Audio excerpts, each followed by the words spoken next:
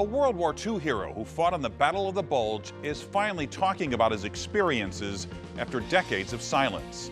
And one of the people hanging on his every word is 7 decades younger than he is.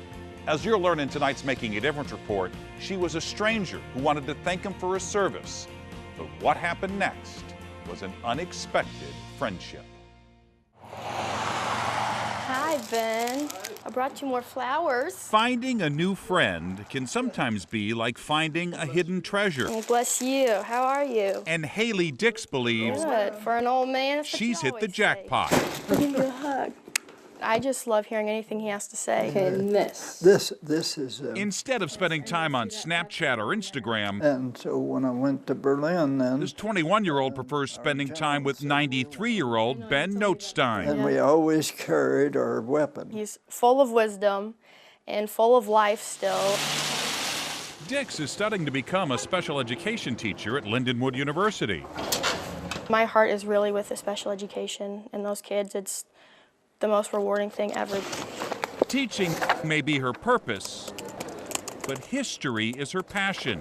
And that's why a few years ago, she walked up to Ben at a local McDonald's while he was having lunch. She said she never knowingly knew a World War II veteran. But anyhow, this You is. see, Ben was wearing his cap that said World War II veteran. And he shook my hand, and he didn't let go of my hands for about 15 minutes.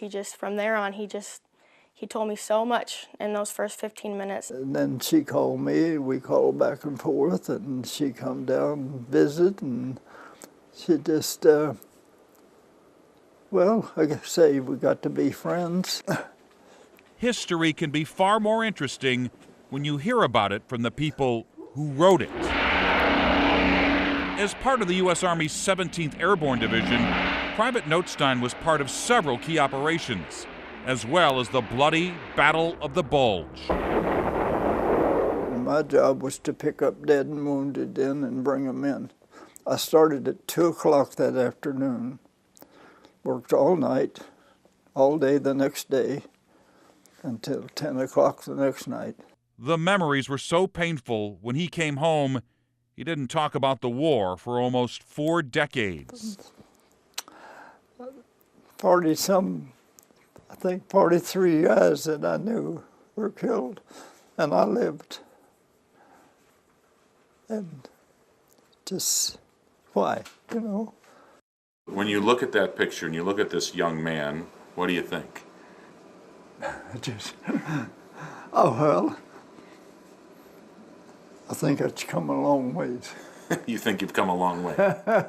Ben has been married to his wife, Charlamagne, for nearly 70 years. That was our first child. And though they have their own children and grandchildren, But the Germans are shooting at Haley has become part of the family. down below. She loves to listen to any of Ben's stories, I threw the stretcher over the fence, and but it's the war stories that make the most impact. To me, that is just incredible. You only hear about those things and never from someone who actually did it. I started wrapping it up and tight and Unexpected friendships put him on the stretcher. are like unexpected So gifts. that's what I did for the next 6 weeks. They can educate There was holes all down the side of my Jeep. and rejuvenate. I'll call you in a couple days and see how you're feeling, okay? Okay. Okay. Haley and Ben reminding us that time is free, but if you spend it with the right people, it can be priceless. That means everything to me. Haley tells me that she hopes more people will thank veterans for their service because who knows, that simple gesture could lead to a meaningful friendship. And a reminder, if you know of someone making a difference with a big or small gesture, let me know personally at mbush@kstk.com.